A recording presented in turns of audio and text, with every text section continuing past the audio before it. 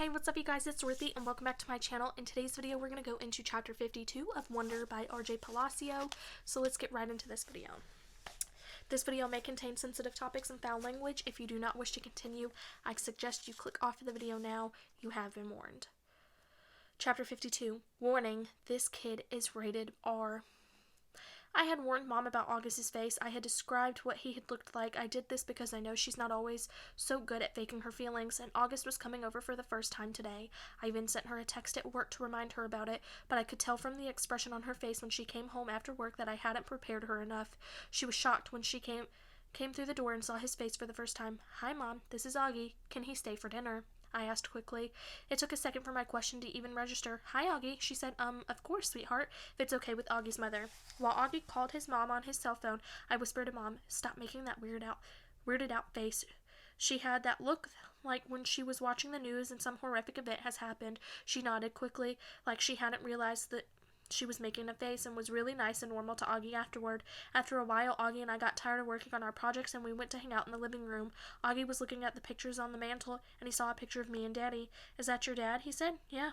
"I didn't know you were, what's the word, biracial?" "Right, that's the word, yeah."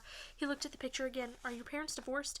"I've never seen him at drop-off or anything." "Oh no," I said. "He was a platoon sergeant. He died a few years ago." "Whoa, I didn't know that." "Yeah." I nodded, handing him a picture of my dad in his uniform. "Wow, look at all those medals." "Yeah, he was pretty awesome."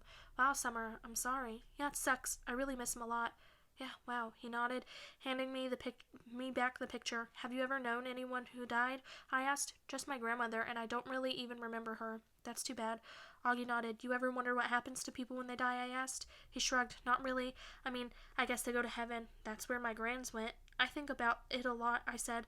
"I think when people die, their souls go to heaven, but just for a little while. Like, that's where they see their old friends and stuff, and catch up on old times. But then I actually think the souls start thinking about their lives on Earth's, like if they were good or bad or whatever. And when they get born again as a brand new babies in the world."